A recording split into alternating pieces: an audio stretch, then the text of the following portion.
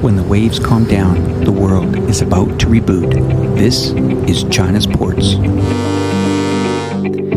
China's economy is ranked number 2 in the world after the United States, but China has been the world's biggest exporter of goods since 2009. And by 2028, China will overtake the United States to become the world's biggest economy, 5 years earlier than previously estimated, due to the contracting recoveries of the two countries from the world pandemic.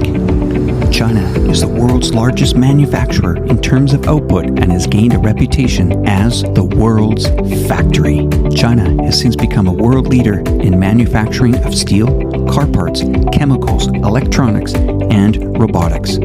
So there is no surprise that 8 out of the busiest container ports in the world are in China.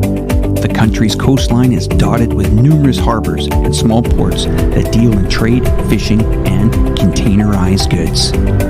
Shipping is responsible for 90% of the world trade, and topping the export list were mobiles, with over $12 billion worth, computers, $9 billion, integrated circuits, another $5 billion, other clothing articles were over $4 billion. With the start of the pandemic, demand for Chinese-made personal protective gear and work-from-home devices surged. Now that is a lot of electronics.